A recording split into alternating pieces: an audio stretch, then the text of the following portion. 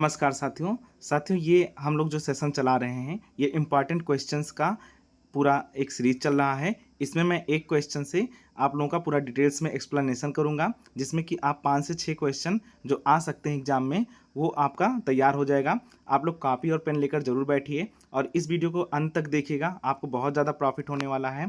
और अपना फीडबैक ज़रूर कमेंट के माध्यम से दीजिएगा, मैं ऐसे ही वीडियो बनाऊँगा। अभी देखिए आपका एग्ज़ाम भी अब 19 जुलाई से लेकर 22 जुलाई के बीच में संभावित है, तो अब तब तक के लिए जो है मैं उसका सीरीज चला रहा हूँ। आप लोग अपना फीडबैक ज़रूर दीजिएगा ताकि मैं और अच्छे वीडियोज़ आप लोगों के लिए जो आप लोगों के लिए ज़रूरी है उसको अपलोड कर सकूं। तो दोस्तों देखिए, जैसे कि पहला क्वेश्चन आपका है कि सिंध घाटी की सभ्यता में विशाल स्नानागार प्राप्त हुआ है। तो इसका आप लोग जानते हैं कि इसका आंसर मोहनजोदड़ो है। तो मोहनजोदड़ो में और क्या क्या है और सिंध घाटी सभ्यता से और रिलेटेड क्या फैक्ट आपको तैयार रखने चाहिए उसके बारे में देखिए मैं डिस्क्रिप्शन में दिया हूँ। जैसे कि सिंध घाटी सभ्यता का एक जो इम्पोर्टेंट क्वेश्चन आता है कि इसका उत्तरी स्थल कौन सा है, यानी कि सिंध सभ्यता का उत्तरी सीमा क्या है, दक्षिणी सीमा क्या है, पूर्वी सीमा क्या है, पश्चिमी सीमा क्या है। तो उत्तरी सीमा जो है मांडा है, जम्मू एंड कश्मीर, आलमगीर है, ये उत्तर प्रदेश में है, ये पूर्वी स्थल हो जाएगा आपका। और पश्चिमी क्या हो जाएगा, सुतका गेंडोर, ये सुदूर पश्चिमी स्थल है। और फिर जो है दक्षिणी में दैमाबाद, महाराष्ट्र में। तो इतना जो है आपको फैक्ट याद रखना है सिंध घाटी सभ्यता के बारे में। और देखिए, और सिंध घाटी सभ्यता से आप क्या याद कर सकते हैं जो कि क्वेश्चन में आ सकता है, तो इसके स्थल और खोजकर्ता, यहाँ से क्वेश्चन आपके आ सकते हैं। तो आपको याद रखना है कि हड़प्पा की खोज कौन किया था, दयाराम साहनी, मोहनजोदड़ो की राखालदास बनर्जी, चन्हुदड़ो का एनजी मजूमदार, लोथल का एसआर राव, कालीबंगा का अमलानंद घोष, बनावली का आरएस बिष्ट, धौलावीरा का जोपी जोशी और रोपड़ का बीबी लाल और सुतका गेंडोर बहुत इंपॉर्टेंट नहीं है, लेकिन इतने जितने मैंने टिक लगाए हैं ये ज़रूर इंपॉर्टेंट है। आपके क्वेश्चन यहाँ से पूछ सकते हैं, तो आप उसके लिए तैयार रहिए और आप कॉपी पेन से ज़रूर नोट कर लीजिएगा इसको। जितने भी लोग मुझसे जुड़े हुए हैं, यकीन मानिए जितना मैं करा रहा हूँ, मेरा एक प्लान है कि 19 तारीख तक आपको ऐसे इंपॉर्टेंट क्वेश्चन का एक सीरीज चलाऊंगा, जिसमें से आपको निश्चित रूप से क्वेश्चन आएंगे एग्जाम में। आप देखिएगा, मैं अभी भी दिखाऊंगा आपको कि टीआरई 2 में कैसे क्वेश्चन आए थे।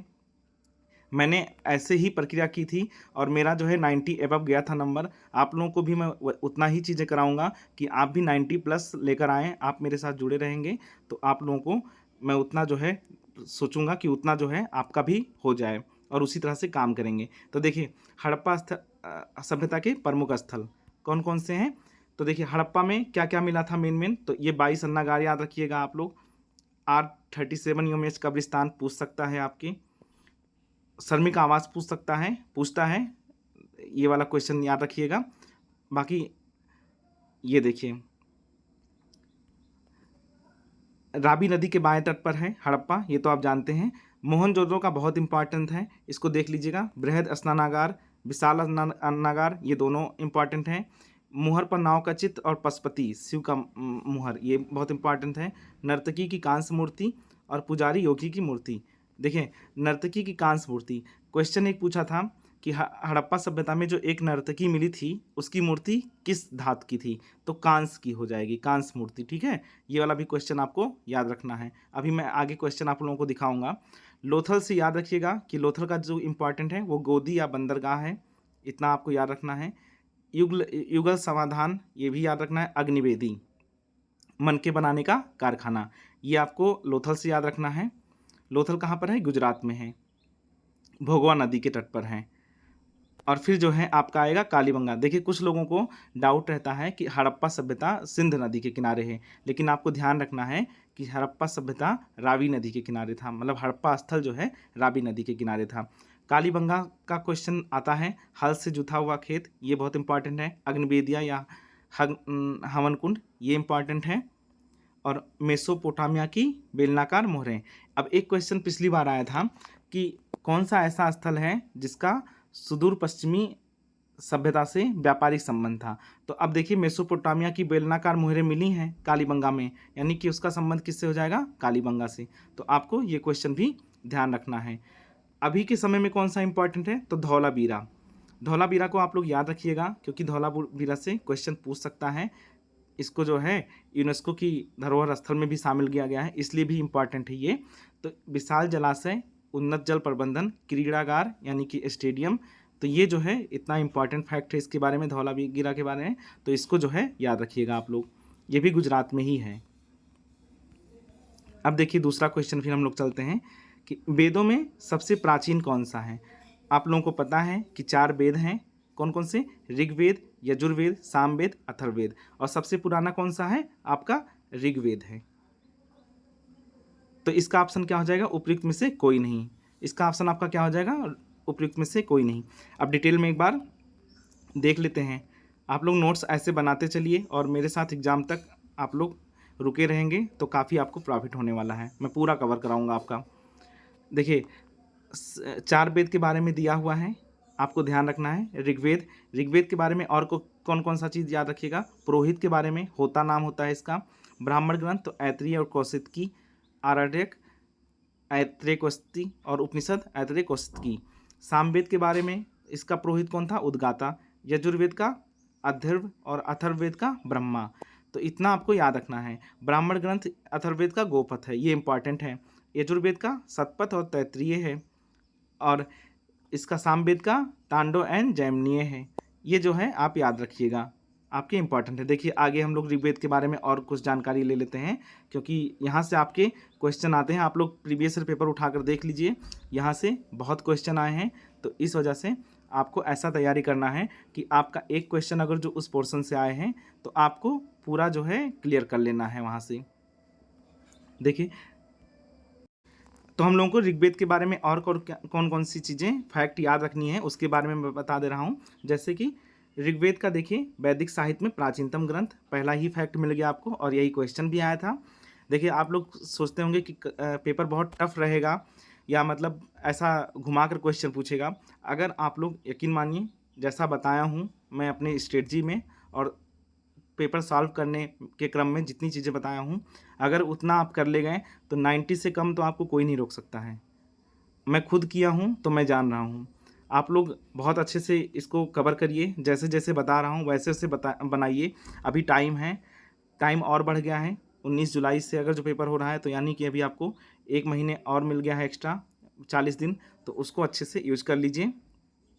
अब देखिए स्रोत एवं प्रार्थनाओं का संकलन, और कुल कितने मंडल हैं, 10 मंडल हैं, 1028 सूक्त हैं। तो देखिए दोनों क्वेश्चन याद रखिएगा, एक तो 10 मंडल और 1028 सूक्त, ये जो है इतनी जानकारी आप लोग रखे रहिएगा। फिर जो है एक इम्पॉर्टेंट ये है, शुद्ध वर्ण का सर्वप्रथम उल्लेख कहाँ पर हुआ है, तो 10वें मंडल में हुआ है। तीसरे मंडल में गायत्री मंत्र का हुआ है, रचनाकार कौन थे, विश्वामित्र थे। और 9वां मंडल किसको समर्पित है, तो सोम देवता को समर्पित है। ये आपको याद रखना है। फिर दूसरा क्या है, यजुर्वेद। यजुर्वेद में क्या है, यज्ञ की विधियों का प्रतिपादन, यानी यजुर यानी यज्ञ, ठीक है। ये ऐसा है जो कि गद्य एवं पद्य दोनों में लिखा गया है, बाकी जो है किसमें है, पद्य में है। लेकिन ये एक ऐसा केवल यजुर्वेद है वेदों में जिसको गद्य एवं पद्य दोनों में लिखा गया है, बाकी इसमें बहुत इंपॉर्टेंट नहीं है, बस इतना ही ध्यान रखना है। सामवेद का याद रखिएगा, सामवेद किससे संबंधित है, तो गायन से। भारतीय संगीत का जनक कौन है, सामवेद। क्वेश्चन पूछ सकता है कि भारतीय संगीत का जनक कौन सा वेद है, तो आप आंसर क्या बताएंगे, सामवेद है। और इसमें भी बहुत ज़्यादा इंपॉर्टेंट, बस जितना बताया हूँ उतना ही ध्यान रखेंगे तो बहुत है। अथर्ववेद किससे है, तो अथर्ववेद लोक परंपराओं, भूत प्रेत तथा विभिन्न औषधियों का उल्लेख इसमें है, तो आपको इतना केवल याद रखना है। एक इम्पॉर्टेंट ये है, सभा एवं समित प्रजापति की 2 पुत्रियां थी, ये किस ग्रंथ में कहा गया है, तो अथर्ववेद में कहा गया है। फिर नेक्स्ट क्वेश्चन हम लोग पढ़ते हैं। देखिए नेक्स्ट क्वेश्चन क्या है, ये क्वेश्चन है, ऋग्वैदिक देवताओं में सबसे महत्वपूर्ण कौन था, तो आपका आंसर क्या हो जाएगा, इसमें इंद्र हो जाएगा। अभी मैं आपको फैक्ट दिखाता हूँ, आप लोग इसमें और कौन कौन सा चीज़ याद रख सकते हैं वो देख लीजिए एक बार। देखिए प्रमुख ऋग्वैदिक देवता, अब पहला क्वेश्चन पूछा था कि प्रमुख कौन है, तो देखिए इंद्र के बारे में दिया हुआ है कि इंद्र सर्वाधिक महत्वपूर्ण देवता, पुरंदर इनको बोला जाता था। ऋग्वेद के कितने सूक्त इनको समर्पित हैं, तो 250 सूक्त समर्पित हैं। आर्यों के युद्ध नेता, वर्षा के देवता कौन थे, इंद्र थे। तो आपको इतना फैक्ट इसके बारे में याद रखना है। फिर जो है और कौन कौन सा चीज़ याद रख सकते हैं, सोम देवता को याद रखिए, ऋग्वेद का 9वां मंडल इनको समर्पित, यहाँ से क्वेश्चन आपका आ सकता है। दूसरे महत्वपूर्ण देवता कौन से हैं, तो अग्नि है। इनके लिए कितने सूक्त समर्पित हैं? तो 200 सूक्त, 250 इंद्र के लिए और 200 अग्नि के लिए। फिर तीसरा कौन सा इंपॉर्टेंट है? तो वरुण देवता। ये क्वेश्चन आ चुके हैं इसलिए बता रहा हूँ, आप लोग नोट कर लीजिए, इसको आ सकता है दोबारा। समुद्र के देवता, यमृत के नियामक, नैतिक व्यवस्था के प्रधान, ऋतस्गोपा। अब ये क्वेश्चन आ चुका है कि ईरान के आहुर मजदा से किसकी तुलना की गई है? तो आपका क्या हो जाएगा? वरुण देवता। ये पीसीएस में भी आता है क्वेश्चन और आपके बीपीएससी में भी जो है इंपॉर्टेंट है, बीपीएससी के लिए भी इंपॉर्टेंट है क्योंकि पीसीएस में ये क्वेश्चन आ चुका है। ठीक है, अब नेक्स्ट क्वेश्चन हम लोग बढ़ते हैं। जैन धर्म के प्रथम तीर्थंकर किसे माना जाता है? आप लोगों को पता है प्रथम तीर्थंकर किसको माना जाता है? ऋषभदेव। ये ऋषभदेव को माना जाता है। अब आगे इनके बारे में देख लेते हैं, जैन धर्म के से रिलेटेड जितनी फैक्ट हों। मैं उतना ही फैक्ट रखा हूँ जो इम्पॉर्टेंट है, बाकी मैं आप लोगों को पीडीएफ जो है प्रोवाइड करा चुका हूँ, आप लोग वहाँ पर देख लीजिए नोट्स के। मेरे टेलीग्राम ग्रुप से अगर जुड़े होंगे तो आप लोगों को ज़रूर पता होगा।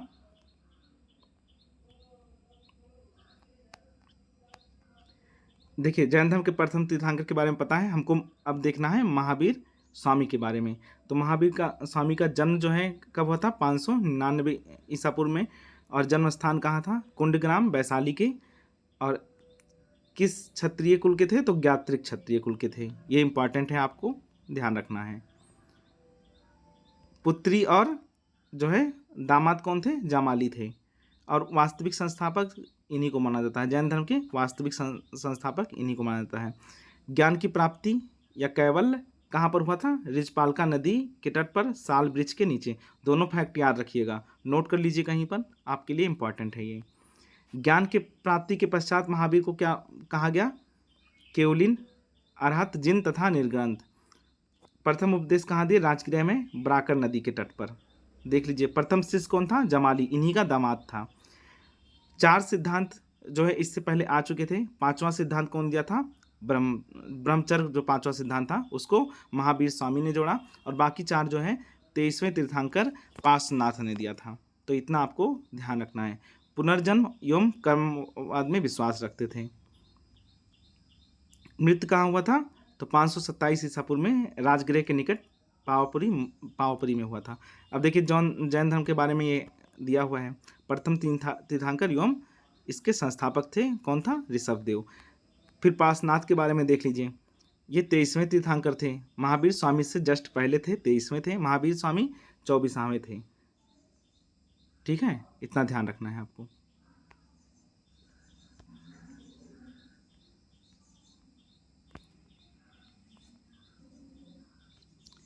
फिर जो है इनकी पत्नी का क्या नाम था पार्श्वनाथ का? प्रभावती। बहुत इंपॉर्टेंट नहीं है, बस जन्म स्थल इनका याद रखिएगा और मृत्यु स्थल, ये इंपॉर्टेंट है। पार्श्वनाथ के बारे में क्या इंपॉर्टेंट है? एक तो इनका जन्म स्थल और दूसरा मृत्यु स्थल, ये दोनों जो हैं आपके लिए बहुत इंपॉर्टेंट हैं। बाकी महावीर स्वामी के बारे में हम लोग देख चुके हैं। अब नेक्स्ट क्वेश्चन हम लोग चलते हैं।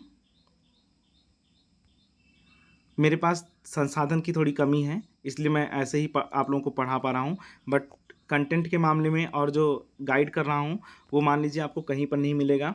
आप लोग पूरा वीडियो मेरा देखते होंगे तो आप लोगों को ये बात समझ में आ गई होगी, और आप मेरे बताए हुए रास्ते पर अगर चलेंगे तो निश्चित रूप से आप लोगों का बहुत अच्छा मार्क्स आएगा। और मैं यही चाह भी रहा हूँ कि जितने लोग मुझसे जुड़े रहें आप लोगों का बेहतर हो एग्ज़ाम, और उसी तरह से मैं आप लोगों को काम करा रहा हूँ। और ऐसे ही आप अगर जो पढ़ाई करते रहेंगे तो बहुत अच्छे से आपका टॉपिक तैयार हो जाएगा।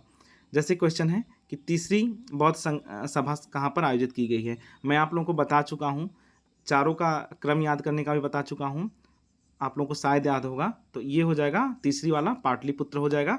आइए देख लेते हैं इसके बारे में जो इम्पोर्टेंट फैक्ट्स हैं।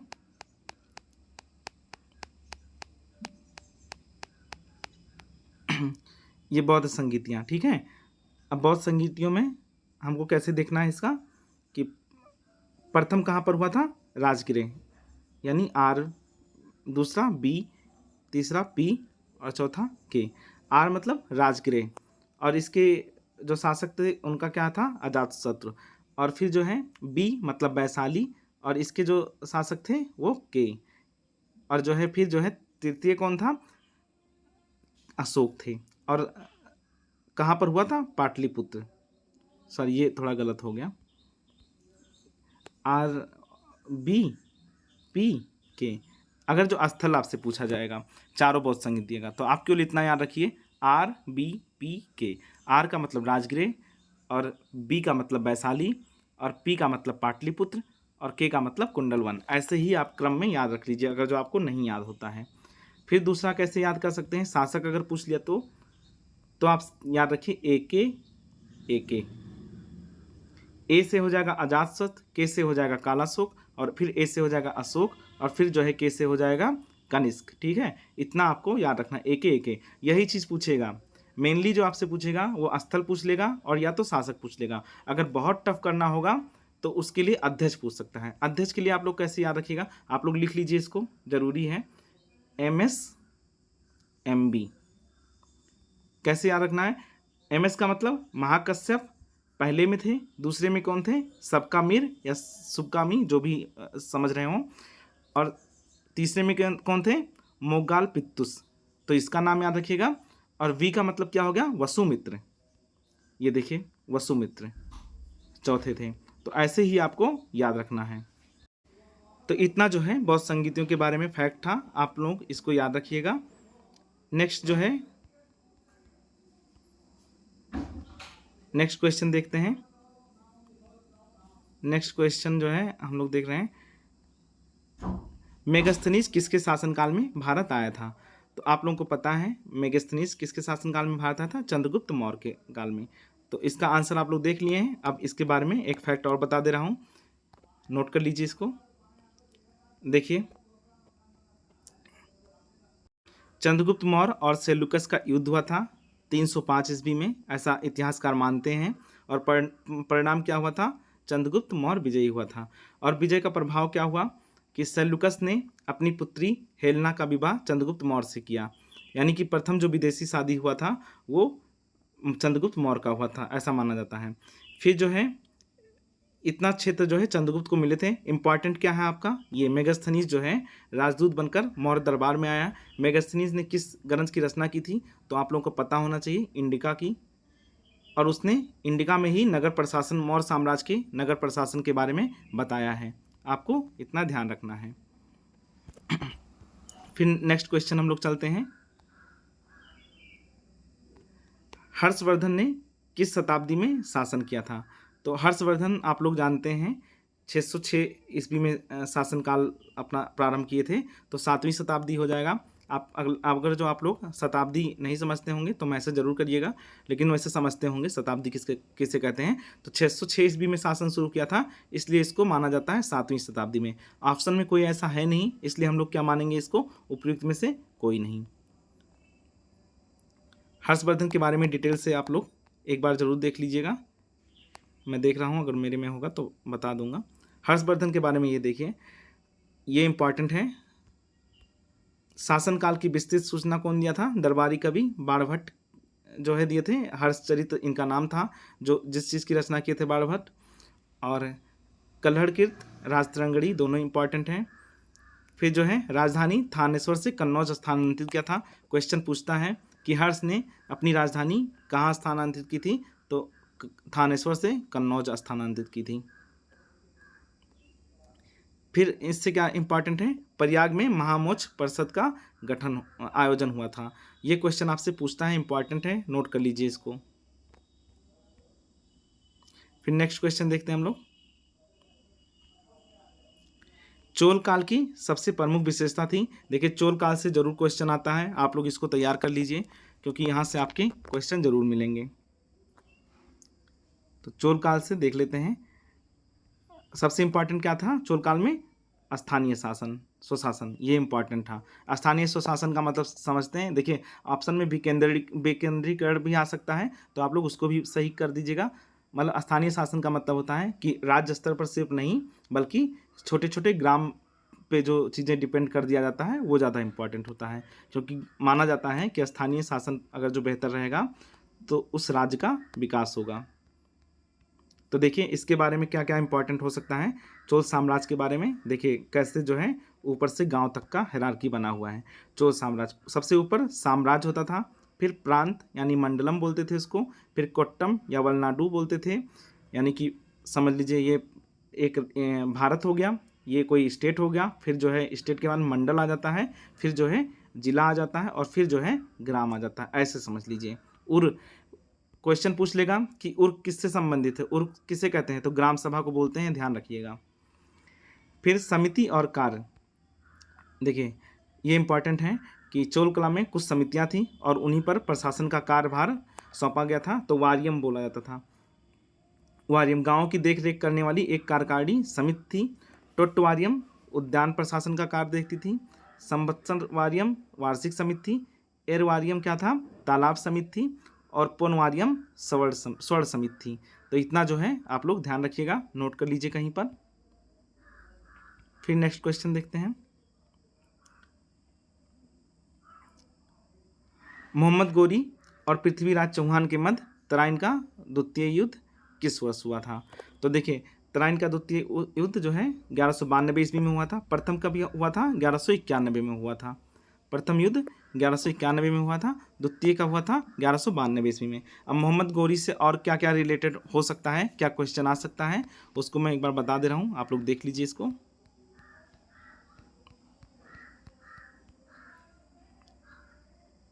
देखिए मोहम्मद गोरी के बारे में आप लोग पहले जान लीजिए कि इनका प्रथम आक्रमण कब हुआ था, तो 1175 ईस्वी में मुल्तान पर हुआ था।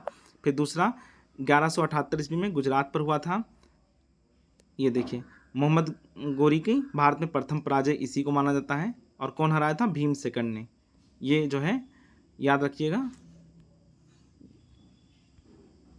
कौन हराया था इनको?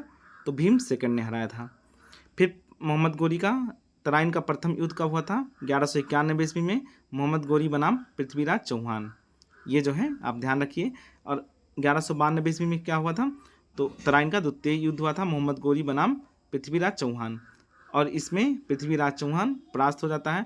एक्चुअली प्रथम वाले में मोहम्मद गोरी हारता है, और उस समय पृथ्वीराज चौहान को लगता है कि मोहम्मद गोरी अब चला गया है, लौटकर नहीं आएगा, लेकिन ऐसा नहीं था। मोहम्मद गोरी उत्तर पश्चिम प्रांत में बैठकर अपनी तैयारी कर रहा था, और जैसे ही उसे मौका मिला, और इधर पृथ्वीराज चौहान के जो साथ के और शासक थे या राजा थे, उन्होंने इनको धोखा दिया, और सभी ने मिलकर मोहम्मद गोरी को सपोर्ट किया। उसमें जयचंद का नाम आप लोग जानते ही होंगे, तो उसने भी सपोर्ट किया, और पृथ्वीराज चौहान की पराजय हो जाती है, और यही भारत में मुस्लिम शक्ति का स्थापना का मार्ग प्रशस्त करता है। फिर जो है क्या याद रखना है आपको? चंदावर का युद्ध बहुत इंपॉर्टेंट है, क्वेश्चन पूछ सकता है। चंदावर का युद्ध आपका 1194 ईस्वी में हुआ था। मोहम्मद गोरी और कन्नौज के शासक जयचंद के मध्य हुआ था। तो मोहम्मद गोरी की ओर से कौन सैनिक नेतृत्व कर रहा था? कुतुबुद्दीन ऐबक। आप लोग जानते हैं कि दिल्ली सल्तनत में पहला शासक किसको बनाया गया था? कुतुबुद्दीन ऐबक को ही बनाया गया था। इसके सिक्के के बारे में क्वेश्चन कभी कभी पूछ लेता है। तो सिक्का एक तरफ देवी लक्ष्मी की आकृति थी, दूसरी तरफ अरबी में कलमा खुदा हुआ था। तो ये जो फैक्ट है इसको देख लीजिएगा, याद कर लीजिए। फिर आज के सेशन का लास्ट क्वेश्चन हम लोग देख लेते हैं। इल्तुतमिश की मृत्यु के बाद दिल्ली का सुल्तान कौन हुआ? तो इसका आंसर आपका हो जाएगा, देखिए इल्तुतमिश की मृत्यु के बाद दिल्ली के सुल्तान कौन हुआ? आप लोगों को क्रम मैं बता चुका हूँ, जब शार्ट क्विक रिवीजन करा रहा था शार्ट नोट्स से, तो उसमें मैं कराया हूँ। आप लोग देख लीजिएगा उस वीडियो को जाकर, मेरे यूट्यूब चैनल पर पड़ा हुआ है। तो उसमें मैंने बताया था कि रुकनुद्दीन फिरोज के बाद में रजिया आई थी, पहले रुकनुद्दीन फिरोज बने हुए थे। तो देखिए इनके बारे में कुछ फैक्ट देख लीजिए जो कि इम्पॉर्टेंट है। इल्तुतमिश, जो क्वेश्चन आ चुका है वो मैं बता दे रहा हूँ आपको। अपने जीवन काल में अपने लिए मकबरा बनाया था, ये क्वेश्चन आ चुका है, TRE 2 का क्वेश्चन है, देख लीजिएगा आप लोग जाकर। फिर जो है गोरी के आदेश पर ऐबक द्वारा दास्ता से मुक्त किया गया था इसको। चहलगानी व्यवस्था का प्रारंभ या तुर्कान चहलगानी की स्थापना कौन किया था? तो इल्तुतमिश था। फिर सल्तनत कालीन भारत में सर्वप्रथम शुद्ध अरबी सिक्के जारी किए थे इसने, ये क्वेश्चन इंपॉर्टेंट है। सिक्कों पर टकसाल नाम लिखवाने की परंपरा का प्रारंभ किसने किया था? इल्तुतमिश था। देख लीजिए क्वेश्चन आ सकता है। टंका चांदी के सिक्के और चीतल तांबे के सिक्के, ये दोनों नाम हैं। टंका किसको बोला जाता था? चांदी के सिक्के, और जीतल तांबे के सिक्के। फिर जो है ये क्वेश्चन इंपॉर्टेंट है कि भारत के उत्तर पश्चिमी सीमा पर चंगेज खां का आगमन हुआ था और कुतुब मीनार का निर्माण कार्य कौन कराया था पूरा? तो इल्तुतमिश कराए थे। तो इतना जो है आप लोग फैक्ट देख लीजिएगा, क्योंकि यहाँ से क्वेश्चन आने की संभावना है।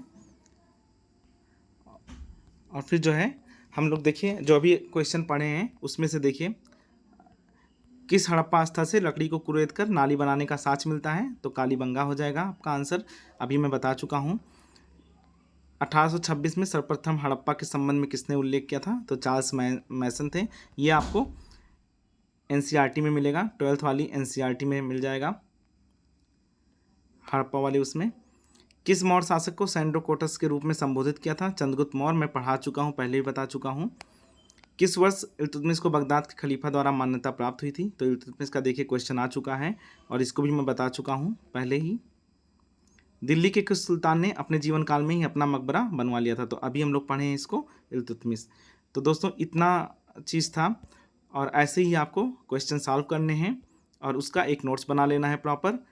मैं भी कोशिश कर रहा हूँ कि आप लोगों के लिए ऐसे ही क्वेश्चंस का सीरीज़ लेकर आऊँ, ताकि आप लोगों की तैयारी हो सके और एक जो है आप लोगों को मार्गदर्शन मिलता रहे कि कैसे हमको पढ़ना है और कैसे नोट्स आपको बनाना है। ठीक है, फिर मिलते हैं आपको नेक्स्ट वीडियो में। आप लोग अगर चैनल पर नए हैं तो सब्सक्राइब कर लीजिए और लाइक और कमेंट ज़रूर करिए। आपका कमेंट हमारे लिए बहुत महत्वपूर्ण है, इसलिए कमेंट करके अपना फीडबैक ज़रूर दीजिए, ताकि हम लोग प्रोत्साहित हो सकें और नेक्स्ट ऐसे वीडियो बनाने के लिए। ठीक है दोस्तों।